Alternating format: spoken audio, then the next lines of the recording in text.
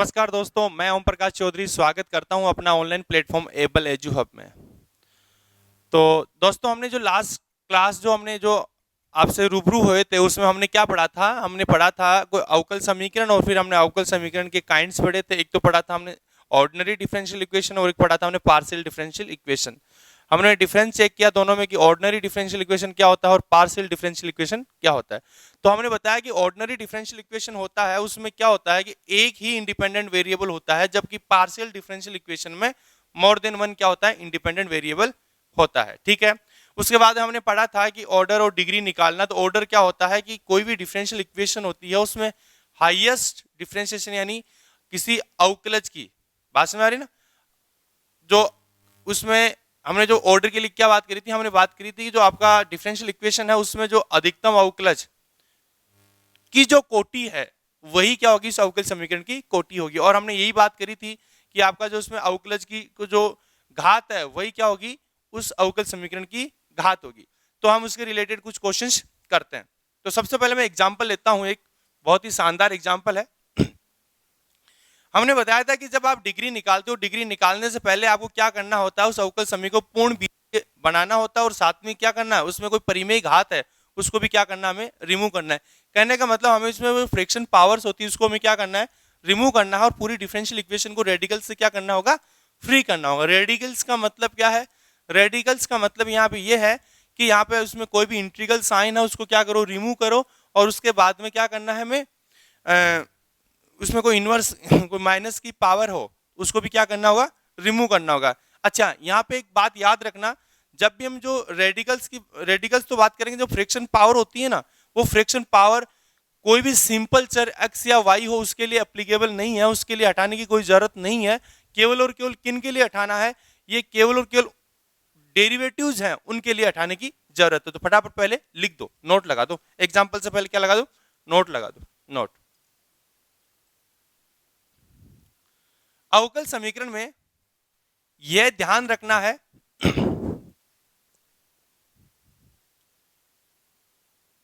अवकल समीकरण में चर x तथा y या z भी हो सकता है, ऐसे मोर देन हो सकता है। मैं यहां दो की बात कर रहा हूं, यानी मैं चरों x, y इत्यादि की भिन्न घातों को पॉजिटिव इंटीजर में बनाने की जरूरत नहीं है। इत्यादि भिन्न घातों यानी फ्रैक्शन पावर को हटाने की कोई जरूरत नहीं है। यह केवल किस पे, अवकलजों पर लागू है। ये केवल किस पे लागू है, डेरिवेटिव्स पे लागू। ये याद रखना है, ठीक है, बहुत इंपॉर्टेंट नोट है। ठीक है, तो मैं एग्जांपल्स की बात करता हूं बेटा। एग्जांपल की बात हमने करी तो हमने लिखा d2y अपॉन dx2 प्लस 1 की पावर 16, ठीक है, और बराबर हमने लिखा 1 प्लस dy बाई dx की पावर कितनी, 7। तो हमें क्या करना है, इसकी घात व कोटि ज्ञात करनी है, यानी इसकी order and degree find out करना है, यानी इसकी कोटि और घात की बात करते हैं। तो मुझे एक बात बताना, मैं कोटि की जब भी बात करूं तो आपके दिमाग में क्या आना चाहिए, हमारे दिमाग में ये आना चाहिए, कोटि का मतलब अधिकतम अवकलज कितनी बार हुआ है, अधिकतम अवकलज कितनी बार हुआ है। तो मैं कोटि की बात करूं तो क्या बात करूं बेटा, अधिकतम अवकलज। तो यहां अधिकतम अवकलज कितनी बार हुआ है बेटा, अधिकतम अवकलज 2 बार हुआ है। कितनी बार हुआ है, 2 बार। तो आपको दिमाग में जब ये आ गया अधिकतम अवकलज हुआ है, कितनी बार हुआ है, 2 बार हुआ, तो हम फटाफट क्या बोलेंगे, अधिकतम अवकलज जितनी बार हुआ है वो क्या होगा। आपको बस ये याद रखना है, छोटा सा हिंट, कोटि का मतलब अधिकतम अवकलज जितनी बार हुआ है वही उसकी क्या होगी, कोटि होगी। तो अधिकतम अवकलज पे फोकस करेंगे, किस पे फोकस करेंगे, अधिकतम अवकलज। तो ये नहीं लिखने में मैंने इसलिए लिखा है ताकि एक बार दिमाग में आ जाए, कोटि का मतलब अधिकतम अवकलज। तो बेटा बताओ अधिकतम अवकलज कितना है यहाँ पे, 2 बार, इसका मतलब इसकी कोटि कितनी आ गई, 2 आ गई। अब बात आती है किसकी बेटा, घात की बात आती है। किसकी बात आती है, घात। घात यानी डिग्री क्या होता है, डिग्री आपने जो अब अधिकतम अवकलज की बात करें तो उस अधिकतम अवकलज को पकड़ लो, क्या कर लो, उस अधिकतम अवकलज को पकड़ लो। हमने क्या करते हो, अधिकतम अवकलज आपका क्या है, d2i अपॉन dx2 है। अब अधिकतम अवकलज है, इसकी पावर कितनी है, हाईएस्ट पावर कितनी आएगी। देखो मैं आपको बताया कि जब इसका एक्सपेंशन करेंगे, इसको खोलेंगे खोलेंगे तो इसकी पावर कितनी लगेगी, अधिकतम 16 लगेगी। कितनी लगेगी इसकी अधिकतम पावर, 16 लगेगी। क्यों, क्योंकि यहाँ पावर कितना है बेटा, 16 है। कोई समझ में आई मेरी बात। तो मैं यहाँ पे क्या करता हूँ, घात की बात करूंगा तो d2i अपॉन dx2 की घात क्या आएगी, अधिकतम बेटा, अधिकतम कितनी आएगी, 16 आएगी। इसका मतलब घात कितनी होगी इसकी, 16।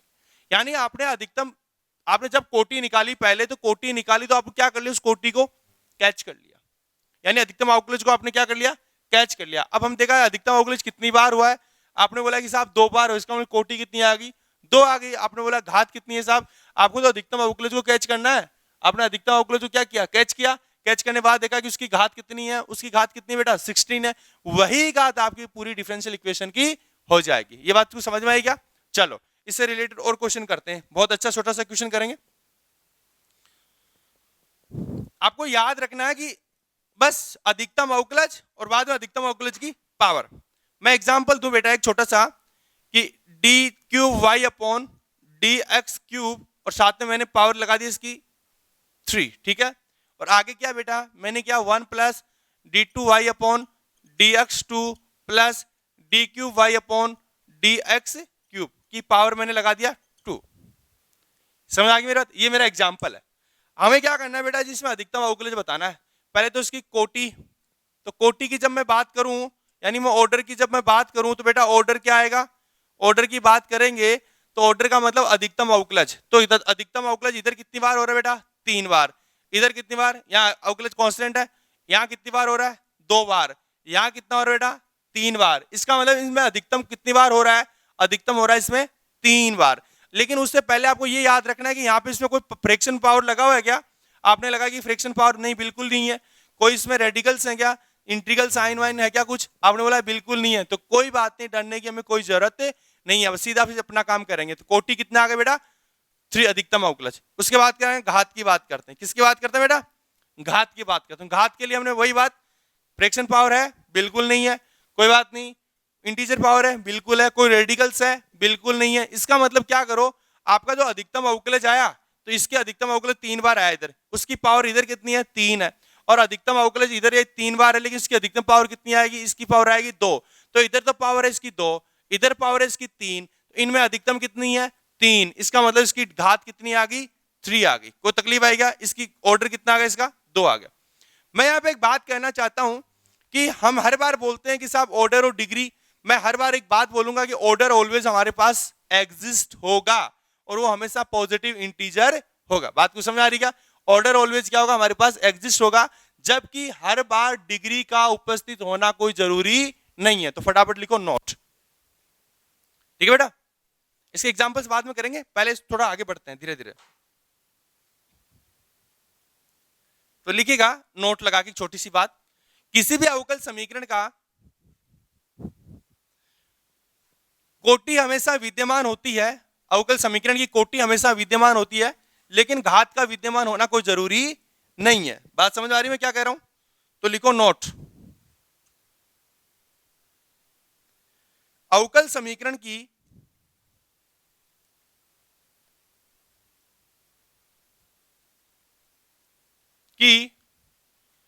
कोटि सदैव विद्यमान होती है, विद्यमान होती है, एवं वह अवश्य कोई क्या होगी, धनात्मक यानी पॉजिटिव इंटीजर होगा, पूर्णांक होगा, लेकिन अवकल समीकरण की, लेकिन अवकल समीकरण की घात सदैव विद्यमान हो कोई जरूरी नहीं है।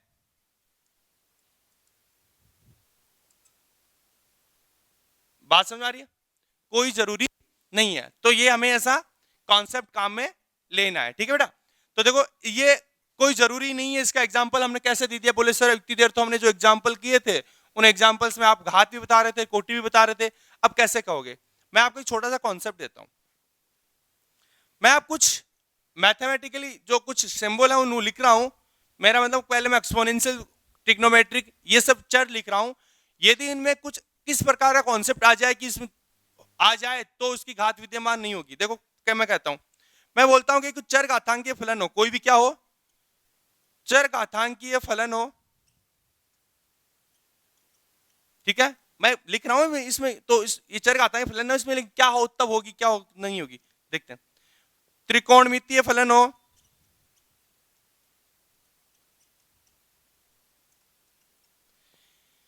यदि कोई एक्सपोनेंशियल फंक्शन हो और उसमें क्या हो, आश्रित चर हो, क्या हो, आश्रित चर के क्या हो, अवकलज हो। बात को समझ में आ रही क्या? मैं क्या करूं, एक्सपोनेंशियल फंक्शन में क्या हो, आश्रित चर के क्या हो, अवकलज हो। बात को समझ में आ रही है? मैं क्या करूं, एक्सपोनेंशियल फंक्शन में क्या हो, आश्रित चर के अवकलज हो। दूसरी बात, मैं यहां पे क्या करता हूं, त्रिकोणमितीय फलन में भी क्या करता हूं,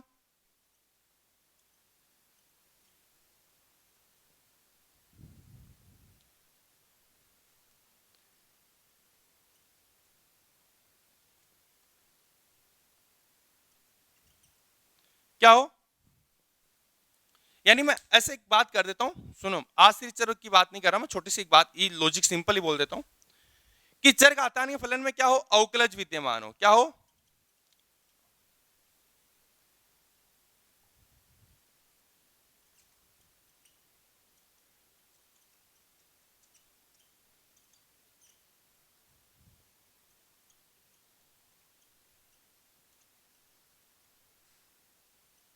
विद्यमान हो। तो इन दोनों स्थितियों में हमारे पास घात विद्यमान नहीं होगी। क्या विद्यमान नहीं होगी? घात विद्यमान नहीं होगी। घात,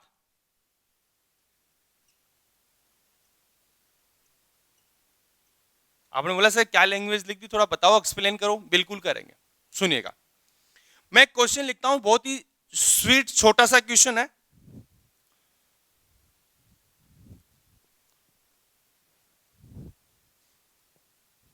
क्वेश्चन क्या देखिएगा, क्वेश्चन बेटा ये है मेरा, इसको समझना है बहुत, लिखना विखना बंद करो एक बार, ठीक है। इसको समझो एक बार, अच्छे से समझो। मैं क्वेश्चन लिख रहा हूं कि d2y upon dx2 plus 5 e की power dy by dx equal to 0। ये मेरा एक फंक्शन है। क्या मेरा एक फंक्शन है? यानी मैंने क्या लिखा, इसकी कोटि की तो बात करेंगे, और मैंने क्या लिखा, एक्सपोनेंशियल फलन में, एक्सपोनेंशियल फलन में क्या हो, अवकलज विद्यमान हो। एक्सपोनेंशियल फंक्शन इसमें क्या विद्यमान है, कोई अवकलज विद्यमान है, किसका, डिपेंडेंट वेरिएबल का। और इधर क्या हो, त्रिकोणमिति में भी क्या हो, कोई डिपेंडेंट वेरिएबल का क्या विद्यमान हो, अवकलज विद्यमान हो, ठीक है। यानी क्या विद्यमान हो उसमें, अवकलज विद्यमान हो। तो ऐसे फंक्शन की कभी भी घात विद्यमान नहीं होगी। क्यों नहीं होगी, एक बात बताओ, मैं इसके पीछे एक छोटा सा लॉजिक देता हूं जो मेरी तरफ से बनाया हुआ है, ठीक है। देखो क्या कहता हूं मैंने, यहां पे बात ये करी, इसको लिखा d2y अपॉन dx2। तो मुझे ये बताओ कि यहां मैं कोटि की जब मैं बात करूंगा, किसकी बात करूंगा मैं, कोटि की बात करूंगा। तो बेटा जब कोटि की बात करेंगे तो मुझे ये बताओ इसमें कॉन्सेप्ट क्या काम आएगा। आपको कोटि की जब बात करते हैं पूरे अवकल समीकरण अधिकतम अवकलज के पास जाना है। किसके पास जाना है, अधिकतम अवकलज के पास जाना है। तो अधिकतम अवकलज के पास गए, इसके पास गए, तो अधिकतम अवकलज कितनी बार हुआ है, आपने बोला साहब 2 बार हुआ है। कितनी बार हुआ है, 2 बार हुआ है। इसका मतलब जो अधिकतम अवकलज हुआ वो हमेशा क्या होती है, उसकी कोटि होती है, उसकी क्या होती है, कोटि। तो ये बताओ अधिकतम अवकलज कितनी बार, भाई अधिकतम अवकलज कितनी बार, यानी इसका अवकलज हुआ कितनी बार हुआ, अधिकतम कितनी बार हुआ, 2 बार हुआ। इसका मतलब अधिकतम अवकलज 2 बार हुआ है। तो मैं यहां पे लिख दूं अधिकतम अवकलज कितनी बार हुआ, 2 बार हुआ। तो इसका मतलब इसकी कोटि क्या आ गई, 2 आ गई। समझ आ गई मेरी बात? ये अधिकतम अवकलज कितनी बार हुआ, आपने बोला 2 बार हुआ, इसके मतलब इसकी कोटि कितनी आ गई, 2 आ गई। अब बात मैं करता हूं, एक बात बताओ मुझे, आपको ट्रिग्नोमेट्री फंक्शन और एक्सपोनेंशियल जो फंक्शन होते हैं उसका एक्सपेंशन आपको सबको पता है, बिल्कुल मुझे भी पता है। देखो कैसे काम करेंगे, मैं काम करता हूं जब e की पावर x का एक्सपेंशन करते हैं, छोटा सा बीच में कॉन्सेप्ट यूज करता हूं। e की पावर x का जब एक्सपेंशन करते हैं तो बेटा क्या आता है, 1 प्लस एक्स स्क्वायर बटे फैक्टोरियल 2 प्लस एक्स क्यूब बटा फैक्टोरियल 3 प्लस एक्स की पावर 4 बटा फैक्टोरियल 4। ये सब करते करते हम बात करते हैं एक्स की पावर n बटा फैक्टोरियल n, और हमें पता है कि साहब इसमें कितने पद होते हैं बेटा जी, अनंत पद होते हैं। कितने पद होते हैं इसमें, अनंत पद होते हैं। दूसरी बात, मैं एक छोटी सी बात और बोल दूं, मैं e की पावर आयोटा x की बात करूं बेटा, तो e की पावर आयोटा x कितना होता है, यानी x के स्थान पर किस से रिप्लेस कर दो, आयोटा से रिप्लेस कर दो, आयोटा x से रिप्लेस कर दो, यही तो कर रहे हैं ना भाई। मैं x को किस से रिप्लेस कर दूं, आयोटा x से। तो बेटा अब तब क्या होगा, ये होगा 1 plus iota x plus minus हो जाएगा आयोटा स्क्वायर, तो एक्स स्क्वायर बटे फैक्टोरियल 2, और साथ में क्या लिख दूं मैं, एक्स क्यूब माइनस का आयोटा एक्स क्यूब बटे फैक्टोरियल 3, ठीक है। फिर आ जाएगा एक्स की पावर 4 फैक्टोरियल 4, कोई दिक्कत। फिर क्योंकि आयोटा 4 1 होता है ना, फिर क्या करेंगे बेटा, प्लस आयोटा एक्स की पावर 5 और फैक्टोरियल 5, कोई दिक्कत। आगे चले बेटा, तो कितना आया, आयोटा की पावर n और साथ में एक्स की पावर n बटे फैक्टोरियल n। कोई तकलीफ है क्या, ये कॉन्सेप्ट हमने लिखा। मुझे बताओ e की पावर आयोटा x बराबर में क्या लिख सकता हूं, मैं e की पावर आयोटा x बराबर लिखता हूं cos x plus iota sine x, ऐसा लिख दूं। तो बेटा जी मैं जब इसको लिखा तो मैं क्या करता हूं, इधर तो आयोटा वाले एक साइड में ले लेता हूं और जो रियल नंबर है उसको एक साइड में ले लेता हूं। तो देखो बेटा मैंने लिखा 1 माइनस एक्स स्क्वायर बटे फैक्टोरियल 2, फिर एक्स की पावर 4 फैक्टोरियल 4, फिर माइनस एक्स की पावर 6 बटे फैक्टोरियल 6, ये सब लिखा। आयोटा को मैंने क्या ले लिया बेटा, कॉमन ले लिया, तो कितना आया, ये आया एक्स माइनस एक्स क्यूब बटा फैक्टोरियल 3, फिर एक्स की पावर 5 बटे फैक्टोरियल 5, फिर माइनस एक्स 7 बटे फैक्टोरियल 7, ये सब लिखा। तो बेटा इधर भी मैं क्या कर दूं, दोनों तरफ तुलना कर दूं, क्या कर दूं, दोनों तरफ तुलना कर दूं। तो दोनों तरफ तुलना करेंगे तो मुझे ये बात बताओ कि cos x, यानी दोनों तरफ मैं क्या कर रहा हूं, तुलना कर रहा हूं, तो यहां लिख देते हैं दोनों तरफ तुलना करने पर कितना है बेटा, cos x बराबर में क्या लिखूंगा, जल्दी बताना। cos x बराबर लिखा मैंने कि भाई रियल वाला रियल से और ये वाला पार्ट इस वाले पार्ट से कंपेयर कर दो, तो कितना है बेटा बताओ, 1 माइनस का एक्स स्क्वायर बटे फैक्टोरियल 2 प्लस एक्स की पावर 4 बटे फैक्टोरियल 4, और फिर आगे माइनस एक्स की पावर 6 बटे फैक्टोरियल 6। ये बात समझ में आ गई क्या, ये तो आ गया cos x की एक्सपेंशन, और इधर मैं क्या करता हूं बेटा, sin x का एक्सपेंशन। sin x का एक्सपेंशन क्या है बेटा, x माइनस एक्स क्यूब बटे फैक्टोरियल 3 प्लस एक्स की पावर 5 बटे फैक्टोरियल 5, फिर माइनस एक्स की पावर 7 बटे फैक्टोरियल 7। कहने का मतलब हमने एक एक्सपेंशन निकाला है, ठीक है। तो मैं जब ये मैंने जो जस्ट एक बीच में लॉजिक दिया है, एक चीज एक्सप्लेन करी है, वो आपको बिल्कुल समझ में आई होगी, ठीक है। तो ऐसा मैंने लिखा है, इसमें कोटी और लिंक निकालने में इसका कोई रोल नहीं है एक बार, लेकिन मैं एक बार थोड़ा इसको समझाने के लिए अलग से एक चीज लिखी है, ठीक है। तो ये एक्सपेंशन आपको सबको समझ में आ गए कि हमने e की पावर x का ये होता है, cos x का ये होता है, sin x का ये होता है, tan x का भी निकाल लेंगे, ऐसे कर करके हम इसका एक्सपेंशन निकाल सकते हैं सबके, ठीक है। तो देखिएगा बेटा, मैं इसको क्या कर रहा हूं, मिटा रहा हूं एक बार, तो देखिएगा क्या आया, आपने निकाल दी कोटी।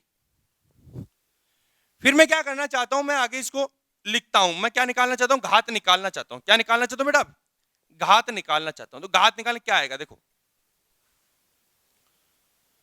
मैं यहां पे लिखता हूं, घात की जब बात करें तो मैं पहले इस समीकरण इसको मैं डाल दूं, एक डाल दूं, और समीकरण एक को मैं एक्सपेंड करूं थोड़ा सा, तो मैं इसका लिखूं d2y upon dx2 plus 1 plus dy by dx plus dy by dx का होल स्क्वायर बट्टे फैक्टोरियल 2, समझ आई मेरी बात।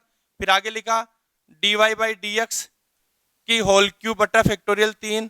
कहने का मतलब कितने पद आएंगे इसमें, इस अवकल समीकरण में कितने पद आएंगे, इस अवकल समीकरण में अनंत पद आएंगे। कितने पद आएंगे साहब, अनंत पद आएंगे। अब मुझे एक बात बताओ, इस अवकल समीकरण में अनंत पद है, कितने पद है जी, अनंत पद है। तो इस अवकल समीकरण को मैं समेट पा रहा हूं क्या, अरे इस अवकल समीकरण में कहीं समेट पा रहा हूं क्या, आपने बोला नहीं समेट पा रहा हूं, क्यों, क्योंकि इसमें कितने पद है, अनंत पद है। तो इसका मतलब किसी अवकल समीकरण में जब अनंत पद विद्यमान हो जाए एक्सपेंशन करने के बाद, तो हम क्या कहते हैं, उसकी कोई घात विद्यमान नहीं होगी। ये लॉजिक मैंने बनाया है, ठीक है। ये लॉजिक क्या है, मैंने बनाया है कि इसमें क्या है कि कोई भी अवकल समीकरण है, आपको ये चेक करना उसका एक्सपेंशन कर दें, उसका क्या कर दें, एक्सपेंशन। बट याद रखना क्या, उसमें क्या होना चाहिए, एक्सपोनेंशियल फंक्शन और ट्रिग्नोमेट्री फंक्शन में अवकलज विद्यमान होना चाहिए। क्या विद्यमान होना चाहिए, अवकलज। अच्छा, दूसरी में एक छोटी सी बात और बोलूं, क्या, अवकलज की बात तो आ गई। दूसरा मैं कहना चाहता हूं कि यदि अवकल समीकरण में जो एक्सपोनेंशियल फंक्शन और ट्रिग्नोमेट्री फंक्शन में कोई डिपेंडेंट वेरिएबल आ जाए, क्या आ जाए, कोई डिपेंडेंट वेरिएबल आ जाए, तो वहां पे उसकी क्या नहीं होती, घात विद्यमान नहीं होती। समझ आ गई मेरी बात, क्या नहीं हो, घात विद्यमान नहीं होती है, ठीक है। तो देखिएगा, मैं छोटा सा क्वेश्चन और लूं, एक बहुत ही बढ़िया क्वेश्चन है। तो इसकी घात विद्यमान होगी क्या, क्यों, क्योंकि ट्रिग्नोमेट्री फंक्शन और एक्सपोनेंशियल फंक्शन में क्या आ रहा है, डिपेंडेंट वेरिएबल का कोई ना कोई फंक्शन आ रहा है। और जब कोई डिपेंडेंट वेरिएबल कोई ना कोई जब आ रहा है, तो मैं क्या कह सकता हूं, क्योंकि डिपेंडेंट वेरिएबल फंक्शन, इसके सॉल्यूशंस कितने होंगे, इनफाइनाइट सॉल्यूशन हो जाएंगे भाई। जब उसका एक्सपेंशन, इसका कितने सॉल्यूशन होंगे, इसके इनफाइनाइट सॉल्यूशन होंगे। इसका मतलब क्या हुआ, इसका मतलब ये हुआ कि साहब इस फंक्शन का वो क्या विद्यमान नहीं है, बताओ क्या विद्यमान नहीं है, इसकी घात विद्यमान नहीं है। बात समझ आ रही है। तो देखिएगा, तो इससे रिलेटेड दूसरा कोई क्वेश्चन करें, तो मैं यहां पे लगा दूं, आपने लगा दी dy बाई dx लगा दिया, ठीक है। पहले तो मैंने अवकलज की बात करी, अब मैं किसकी बात कर रहा हूं, डिपेंडेंट वेरिएबल के लिए बोल रहा हूं। किसके लिए बोल रहा हूं, डिपेंडेंट वेरिएबल के लिए बोल रहा हूं। तो बेटा यहां पे e की पावर y इक्वल टू 0 आ गया। बताओ क्या एक्सपोनेंशियल फंक्शन और ट्रिग्नोमेट्री फंक्शन में कोई डिपेंडेंट वेरिएबल उपस्थित है, क्यों, क्योंकि यहाँ डिपेंडेंट वेरिएबल कौन है, y है, इंडिपेंडेंट कौन है, x है। और आपको पता है डिपेंडेंट वेरिएबल का फंक्शन आ गया, किसका आ गया, आश्रित चर का फंक्शन आ जाए। कौन, जब डिपेंडेंट वेरिएबल का फंक्शन आ जाए, कौन, एक्सपोनेंशियल और ट्रिग्नोमेट्रिक दोनों किसके फंक्शन आ जाए, डिपेंडेंट वेरिएबल और इट्स डेरिवेटिव्स के क्या आ जाए, फंक्शन आ जाए, तो कभी भी उसका घात विद्यमान नहीं होता है। तो इसका मतलब क्या है, एक्सपोनेंशियल फंक्शन, पावर क्या है इसकी, डिपेंडेंट वेरिएबल। इसका मतलब इसका एक्सपेंशन करें, कितने पद आएंगे इसमें, बहुत सारे पद आएंगे। कितने पद आएंगे, बहुत सारे पद आएंगे। और जब expansion 1 plus Y square plus Y की पावर इनफाइनाइट तक जाएगा, तो मुझे बताओ इसके सॉल्यूशंस कितने होंगे, इसके इनफाइनाइट सॉल्यूशन होंगे। कितने सॉल्यूशन होंगे, इनफाइनाइट सॉल्यूशन होंगे। इसलिए हम कह सकते हैं कि इसका भी घात विद्यमान है नहीं है। तो बताओ इसकी कोटि कितनी है इस क्वेश्चन की, इसकी कोटि है 2। घात विद्यमान है क्या, आपने बोला साहब घात बिल्कुल भी विद्यमान है नहीं है। तो मैं क्या लिख दूं बेटा, यहाँ पे घात विद्यमान नहीं है, घात विद्यमान नहीं है। चलो छोटी दूसरी बात और करते हैं। मैंने एग्जांपल और क्वेश्चन लिया, लिखा d2y अपॉन, मैंने लिखा d3y अपॉन dx3 प्लस एक ही बार y लिखा, मैंने यहां पे क्या लिखता हूं, साइन y लिखता हूं। मैं क्या लिखता हूं, साइन y इक्वल टू 0। मैं कह रहा हूं कि ट्रिग्नोमेट्री फंक्शन और एक्सपोनेंशियल फंक्शन में कोई डिपेंडेंट वेरिएबल का फंक्शन आ जाए और इसके डेरिवेटिव्स आ जाए इनमें, तो कभी भी उसकी घात विद्यमान नहीं होती। बार बार इस चीज को नोटिस करना। तो बताओ इसका मैं एक्सपेंशन करूंगा, आपको पता साइन वाई का एक्सपेंशन करेंगे तो क्या आएगा, y minus Y cube by factorial 3 plus Y की पावर 5 अपॉन फैक्टोरियल 5। कितने पद आएंगे इसमें, अनंत पद आएंगे। और उसके सॉल्यूशंस कितने होंगे, इनफाइनाइट सॉल्यूशंस होंगे। बात को समझ में आ रही है। तो मैं क्या करता हूं, इसका जब एक्सपेंशन करता हूं तो इसमें कितने पद आएंगे, मैं यही कहना चाहता हूं। क्या घात निकालने का सीधा सा तरीका, आप ये देखो ट्रिग्नोमेट्री फंक्शन और एक्सपोनेंशियल फंक्शन में क्या ये ट्रिग्नोमेट्री और एक्सपोनेंशियल दोनों को डिपेंडेंट वेरिएबल के फंक्शन है, आपने बोला यस। क्या उसके डेरिवेटिव्स के फंक्शन है, आपने बोला यस। तो दोनों स्थितियों में आप क्या कह दो, भाग की सीधा सा हिसाब, आपका घात विद्यमान नहीं है। और कोटि कैसे निकालेंगे, कोटि तो सिंपल वही, बताओ अधिकतम अवकलज कितनी बार हुआ है, आपने बोला अधिकतम अवकलज 3 बार हुआ है। कितनी बार हुआ है, 3 बार हुआ है। इसका मतलब कोटि आ गई आपकी कितनी, कोटि आ गई आपकी 3, घात आपकी विद्यमान नहीं। घात आपकी विद्यमान है क्या, बिल्कुल नहीं है। चलो आगे बात करते हैं। एक छोटा सा एग्जांपल लेता हूं, क्वेश्चन लेता हूं, क्या कहते हैं देखो।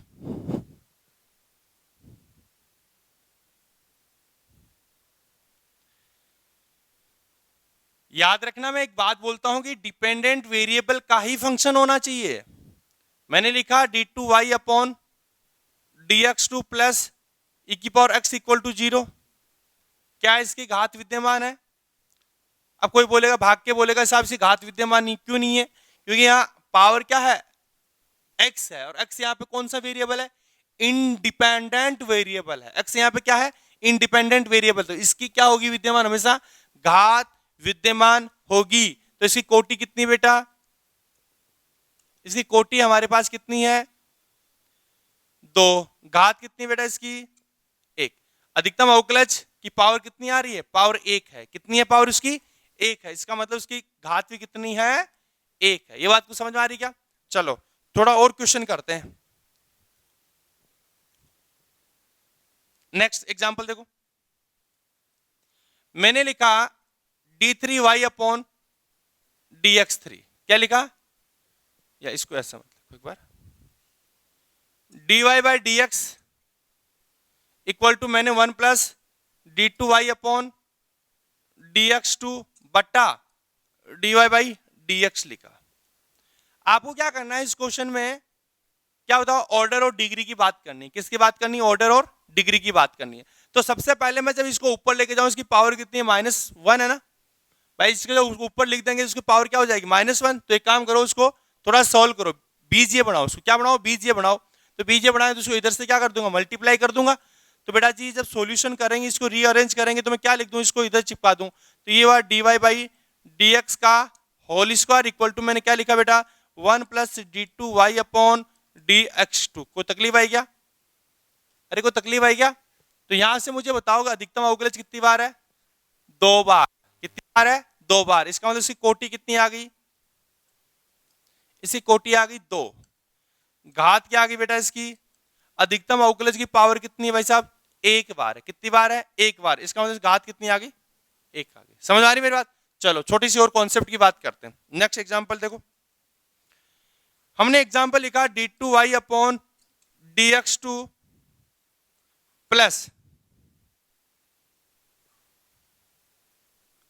dy बाई dx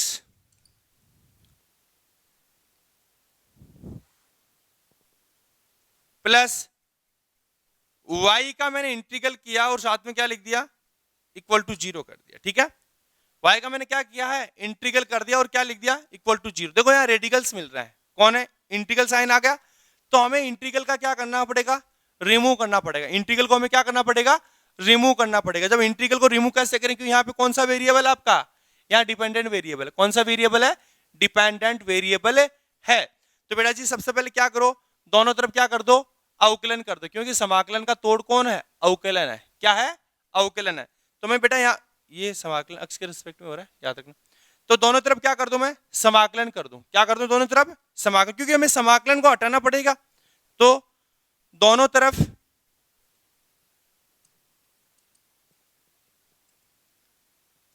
समाकलन करने पे, दोनों तरफ समाकलन किया तो बेटा कितना आया, सॉरी अरे अवकलन करने, समाकलन का तोड़ कौन है, अवकलन है। दोनों तरफ अवकलन करने पर,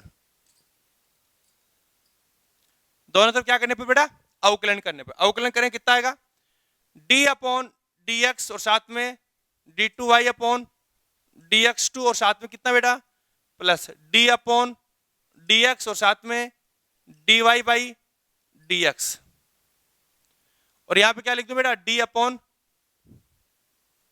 dx और साथ में क्या, इंटीग्रल y इक्वल टू 0।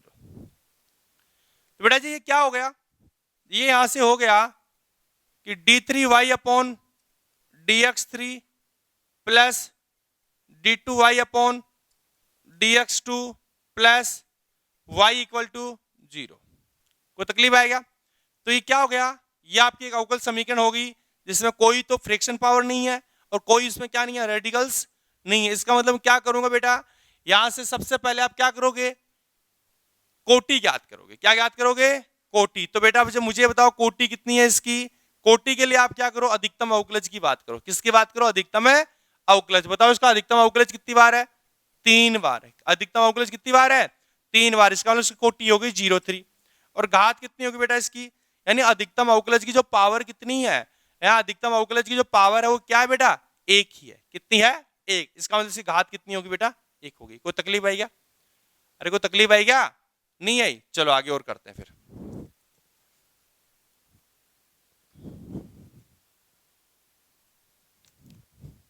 यदि हम थोड़ा फास्ट पढ़ा रहे हैं तो आप कमेंट सेक्शन में जाके हमें बता सकते हो कि गुरुजी थोड़ा सा फास्ट चल रहा है, हम उसको क्या कर लेंगे, स्लो कर लेंगे। ठीक है बेटा, चलो फिर भी हम थोड़ा और स्लो ले लेते हैं इसको।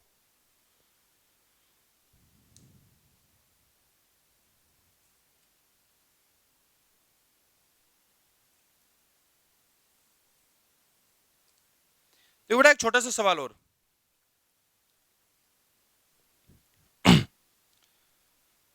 छोटा सा कॉन्सेप्ट एक क्या करेंगे, एक सवाल लिखते हैं, शायद हमने किया भी हो, आपको कोई आइडिया है तो।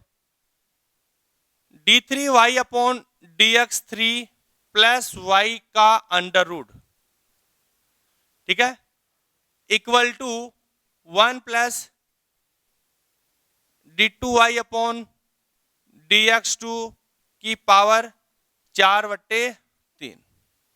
क्या करो, इसकी घात और कोटि ज्ञात करो।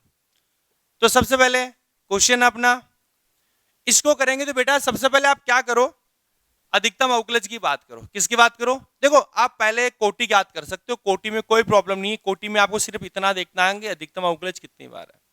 ठीक है, जब थोड़ा प्रॉपर्ली करो तो पहले इसको क्या करो, इसकी फ्रैक्शन पावर को हटा लो। पहले क्या करो, इसकी फ्रैक्शन पावर को हटा लो, प्रॉपर्ली तरीका है ये, क्योंकि हमें जब पेपर में करना हो तो किस तरीके से करेंगे वो देखना है।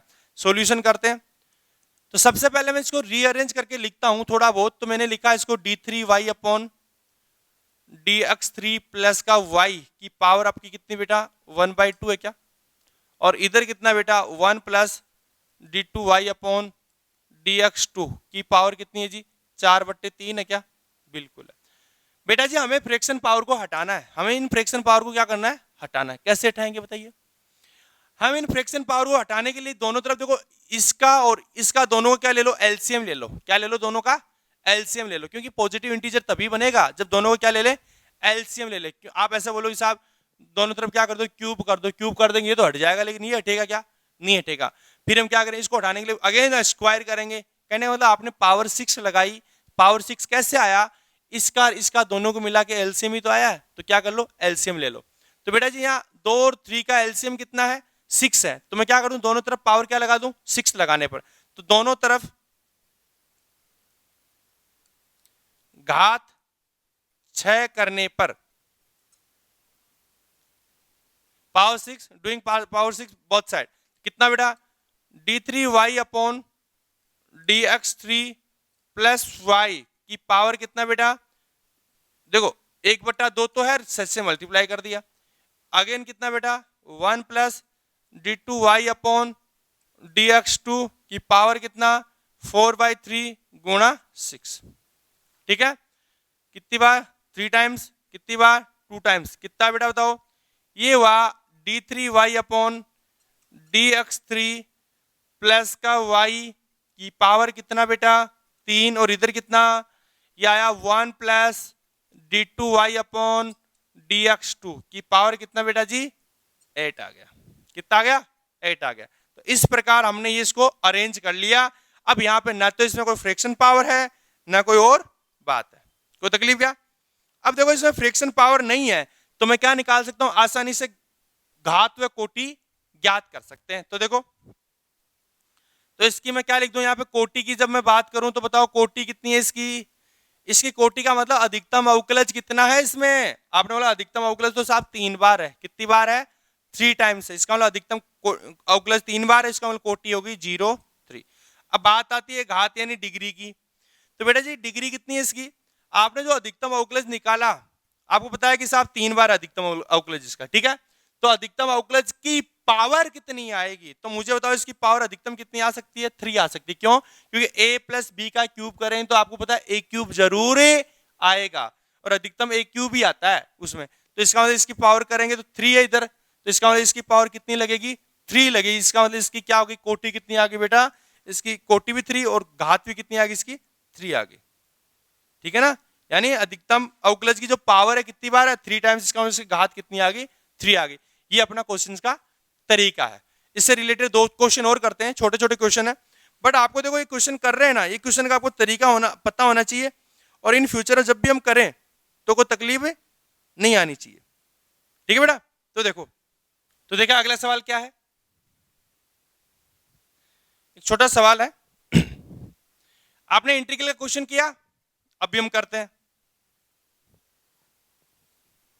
देखिएगा, मैं एक सवाल लिखता हूं, d3y upon dx3 plus dy by dx plus x square, ठीक है। और मैंने यहां पे लगा दिया इंटीग्रल, किसके रेस्पेक्ट में हो रहा है भाई, एक्स के रेस्पेक्ट में हो रहा है, याद रखना।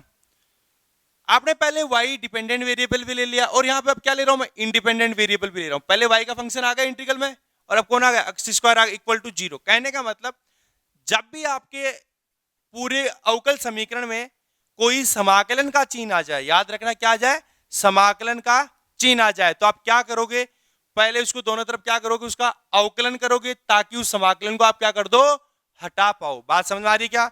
स्पेशल ध्यान रखना, मैं कहता हूं कि जब भी आपके पास क्या हो, अवकल समीकरण में कोई समाकलन का चिन्ह आ जाए तो आपको क्या करना है, उस समाकलन चिन्ह को तुरंत प्रभाव से अवकलन करके क्या कर देना है, रिमूव कर देना है। तो देखो आपका इसमें ऑर्डर कोटि याद करेंगे, ऑर्डर और उसमें डिग्री की बात करेंगे, तो बताइए कि इसमें आप समाकलन का चिन्ह आ रहा है क्या? आपने बोला साहब बिल्कुल समाकलन का चिन्ह आ रहा है, तो क्या करें, समाकलन चिन्ह को यहां से रिमूव कर दें। और रिमूव कैसे करेंगे कि दोनों तरफ क्या कर दो, अवकलन कर दो। तो क्या लिखूं, इस अवकल समीकरण का सॉल्यूशन की बात कर रहे हैं बेटा, दोनों तरफ क्या करने पे, अवकलन करने पर कितना आ रहा है, इसका अवकलन करें बेटा कितना आया, यह आया d4y अपॉन dx की पावर 4 प्लस इसका अवकलन करें कितना है बेटा कि d2y अपॉन dx2। कोई तकलीफ है क्या? फिर इधर इसका अवकलन करेंगे तो बेटा कितना आ गया, ये समाकलन हट गया तो बच्चा कौन, x स्क्वायर बराबर 0। बताओ इसका ऑर्डर कितना है, इसका ऑर्डर का मतलब कोटि, कोटि मतलब कितना, अधिकतम अवकलज, अधिकतम अवकलज कितनी बार हो रखा है इसका, 4 बार। कितनी बार हो रखा है, 4 बार, इसका मतलब कोटि इसकी 4। और घात यानी की बात करूं मैं किसकी, डिग्री की, किसकी बात करूं, डिग्री। डिग्री यानी अधिकतम अवकलज की जो पावर है वो कितनी बार है, आपने बोला साहब कितनी बार है, 1 बार, इसकी पावर 1 बार ही है ना। यानी आपने अधिकतम अवकलज ले लिया ना, उसको पकड़ लो और उस जो एक्सपेरिमेंट करेंगे उसी पे करेंगे। तो इसकी मतलब पावर कितनी है, इसकी 1 है, इसका मतलब हाथ कितनी आ गई बेटा, 1 आ गई। कोई तकलीफ आई क्या, तकलीफ नहीं आई? चलो आगे क्वेश्चन लिखो फटाफट, छोटा सा बढ़िया सा क्वेश्चन है, आपको थोड़ा सा दिमाग लगा के क्वेश्चन को कंप्लीट करना है। देखो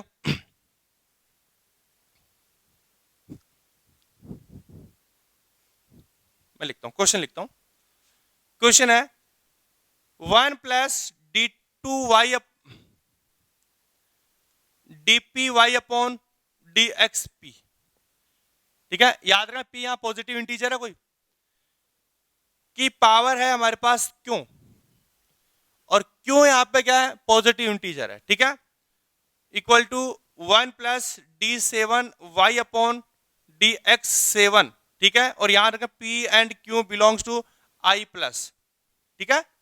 और i प्लस है तभी तो ऐसा पॉसिबल होगा, अदरवाइज नहीं होगा ना, क्योंकि ये देखो क्यों रेशनल हो सकता है, लेकिन वो यहाँ p क्या होगा, इंटीजर होगा। मैं इसको भी क्या ले रहा हूं, पॉजिटिव इंटीजर ले रहा हूं। तो बताइए इसकी कोटि कितनी होगी इस क्वेश्चन में, कोटि।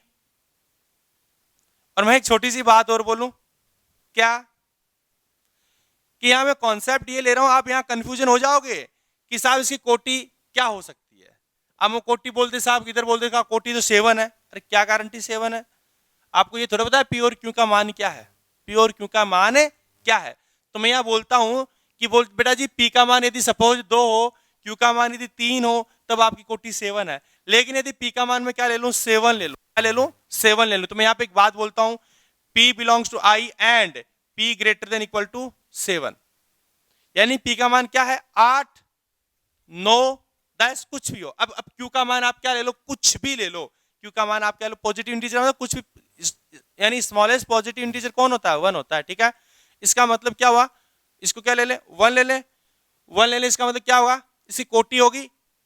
देखो मैं p को क्या ले रहा हूं, 7 से बड़ा, यानी p का मैक्सिमम मान क्या होगा, मिनिमम मान क्या होगा, p का 8 होगा। क्यों, क्योंकि मैं पॉजिटिव इंटीजर ले रहा हूं और आपको 7 से बड़ा ले रहा हूं, इसका मतलब मिनिमम क्या होगा, इसका मान 8 हो गया। अब देखो तो कोटि क्या हुई, इस स्थिति में आपकी कोटि हो जाएगी p और q का गुणा हमेशा 7 से बड़ा होगा, क्यों? क्योंकि जब मैं Q का मान यदि एक भी ले लूं तो मुझे पता है 8 P का मान होगा 8 और Q का मान 1, यानी इसका मान क्या हो गया 8 हो गया। ठीक है, तो मैं कोटि क्या ले रहा हूं बेटी, कोटि होगी इसकी PQ और घात क्या होगी बेटा बताओ, इसकी घात होगी Q। क्या होगी? Q। बस बात को समझ में आ गई क्या? यानी ये कॉन्सेप्ट होगा तो ही आप इसको क्लासिफाई कर पाओगे। यदि मैं बोला साहब P ग्रेटर देन 7 तो आप कंफ्यूज हो जाओगे कि साहब मैं कोटि PQ लिखूं या फिर 7 लिखूं। ठीक है ना, तो याद रखना यहाँ पे P greater than equal to 7। कोई दिक्कत? फटाफट इसको क्या कर दो, चिपका दो, और करेंगे नेक्स्ट करेंगे कल क्लास में। जय हिंद जय भारत।